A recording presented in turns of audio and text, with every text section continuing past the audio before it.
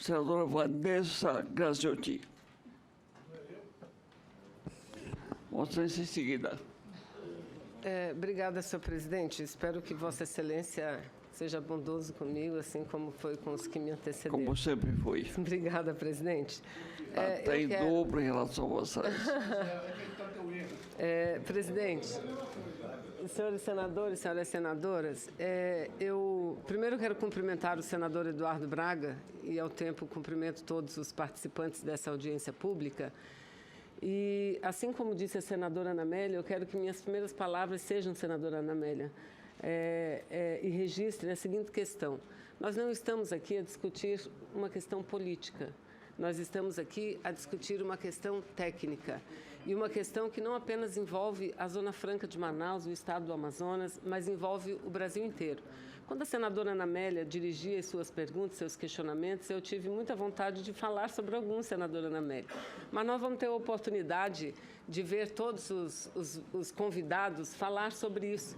Quando Vossa Excelência fala do impacto tributário positivo que, aparentemente, esse decreto trará para os estados e municípios, nós temos que discutir o outro impacto negativo, que é exatamente o aumento do custo do produto, porque, olha, não vamos misturar alhos com bugalhos. Aqui nós estamos discutindo incentivo fiscal para a indústria de concentrados. Indústria de concentrados, até onde eu estou informada, inclusive pelo Ministério de Indústria e Comércio, só existe na cidade de Manaus.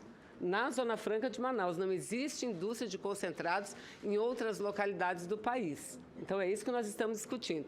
O aumento do preço, obviamente, que vai ocasionando a diminuição na venda e ocasionando a diminuição na arrecadação de todos os estados. Eu acho que isso nós precisamos analisar também. Mas eu quero dizer, senador Lobão, que eu senti falta de um debate aqui. Porque, como nós aqui estamos discutindo questões técnicas, nós estamos discutindo o decreto 9394, de 30 de maio, assinado pela Presidência da República, pegou todos de surpresa, o Brasil inteiro, em 30 de maio de 2018 agora, como uma parte de um pacote de medidas para garantir o pagamento de 46 centavos na diminuição do preço do diesel, 46 centavos. Então, o que nós estamos debatendo aqui? Nós estamos debatendo a política tributária do Brasil? Lamentavelmente, não. Eu gostaria muito, e nós precisamos muito, debater a política tributária do Brasil. Aliás, essa era a prioridade, não era a reforma trabalhista, não era a reforma previdenciária. A prioridade do nosso país é a política tributária, mas não é isso que nós estamos debatendo aqui. Não é isso, doutor Iágaro, não é isso que nós estamos debatendo. Nós estamos debatendo também a política de alimentação saudável? Não, não é isso que nós estamos debatendo. Aliás, eu confesso, eu não tomo refrigerante. Esse é meu método de vida. Eu confesso, não tomo refrigerante, mas não é isso que nós estamos debatendo. Nós estamos debatendo aqui se devemos ou não aprovar decreto legislativo para anular, para sustar o decreto presidencial 93/94. Que faz o quê, senhores senadores? Que faz o quê? Resolve o problema, doutor Iágaro, o problema tributário do Brasil? Resolve? Não. Ajuda a resolver? Também não, porque é um dinheiro que será tirado da Zona Franca de Manaus, do estado do Amazonas, para ser repassado integralmente a quem? Integralmente a quem? As importadoras de diesel. No Brasil, 27% aproximadamente do diesel comercializado no Brasil é importado. Quem importa esse diesel? Shell, Ipiranga, Petrobras também. Então, é para isso, é para tirar dinheiro da Zona Franca de Manaus e repassar para o Caixa em forma de subsídio. É isso que diz, é disso que trata a medida provisória 838, para subsidiar essas empresas. E o governo brasileiro não se sente livre ou no direito de perguntar se, de fato, essas empresas precisam de subsídio. Será que precisam? A gente tem que fazer um outro debate junto com eles sobre a política de preço dos combustíveis.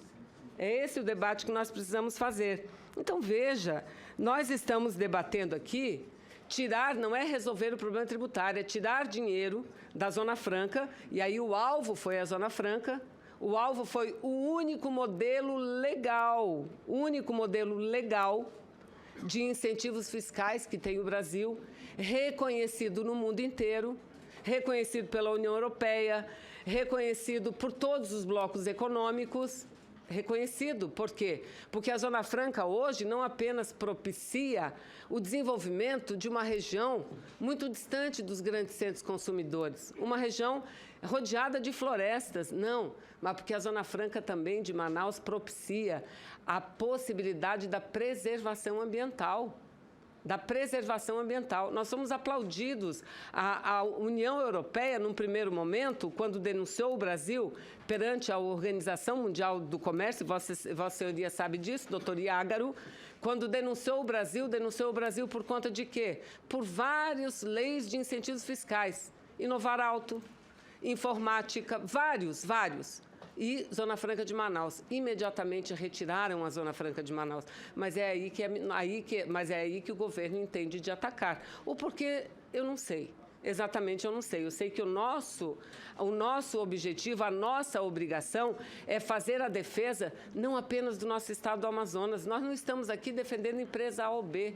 Nós estamos aqui defendendo o estado do Amazonas e defendendo a Zona Franca de Manaus e, portanto, defendendo o próprio país. Defendendo o próprio Brasil. Então, veja, eles estão querendo tirar, simplesmente, de imediato, 14 mil empregos. Não, 700 empregos, não. Isso é uma cadeia. Esse setor é o terceiro da Zona Franca de Manaus. O primeiro é informática e eletroeletrônico juntos. O segundo, duas rodas. O terceiro, químico concentrados. O terceiro. E gera na cadeia de indiretos e diretos, 14 mil empregos. Não vou repetir o que já foi dito aqui. Tem ações em várias cidades importantes do interior. Maués é a cidade maior produtora de guaraná do Brasil. E estão lá as empresas produzindo guaraná lá. Não quero falar do mate aqui, quero falar do guaraná, produzindo guaraná lá. Então, eu acho que nós precisamos colocar os pingos nos is. Segundo, por que apresentamos o decreto? Porque consideramos o decreto presidencial 9394 como inconstitucional. E aí o doutor Apio falou, aliás, foi a única coisa que ele falou, mas é o suficiente, ou deveria ser suficiente já. Esse decreto, ele atinge, repito, um modelo baseado em incentivos fiscais garantidos na Constituição brasileira. Aí os senhores podem dizer, não, mas um presidente da República, ele tem a possibilidade legal de mudar o IPI para mais, para menos, como quiser. Tem essa possibilidade legal, mas a Zona Franca de Manaus, do ponto de vista tributário, é uma exceção. Porque vejam os senhores, vamos fazer o seguinte raciocínio. Hoje é com o setor de concentrados. E se amanhã for com o setor de duas rodas? E se amanhã for um decreto da noite para o dia para o setor de duas rodas? Como ficaria a Zona Franca de Manaus? Como ficariam nossos empregos? E se depois de amanhã atingisse o setor de eletroeletrônico, como é que ficaríamos nós? Essa é a segurança jurídica. Eu acho até, senhores senadores, que nós precisamos debater, sim, essa política de incentivos fiscais aos refrigerantes. Mas nós temos que debater outras políticas de incentivos fiscais. Recentemente, com o meu voto contrário, esse Congresso aprovou uma medida provisória que dá uma isenção tributária extraordinária ao setor de petróleo, que é muito ruim para a saúde também, que é muito ruim para o meio ambiente também, extraordinária, de contribuição social sobre o lucro líquido, de tudo, segundo os técnicos, pode chegar a 1 trilhão em 20 anos. Mas isso não é tocado. Está aqui, senhores, eu me admiro muito, doutor Iágaro, o senhor falar assim pontualmente. A Receita Federal não tem que olhar pontualmente, ela tem que olhar o Brasil como um todo. Olha aqui, o doutor Rachid, secretário da Receita Federal do Brasil, deu uma entrevista recente agora no jornal Folha de São Paulo, agora da segunda-feira, dia 18. Semana passada estiveram aqui 2 ministros do Tribunal de Contas entregando um relatório para o Congresso Nacional. E o que foi o destaque nesse relatório? A política de isenções tributárias no Brasil. A política de isenções tributárias no Brasil. Segundo Dr. Rachid, chega por ano a 283 bilhões. Segundo o Tribunal de Contas, a 354 bilhões, Tribunal de Contas. E onde é que estão? Onde é que estão? O Tribunal de Contas levantou. Onde é que estão esses benefícios fiscais, essas isenções fiscais, muitas delas ilegais, não medidas e com tempo indeterminado, que não é possível?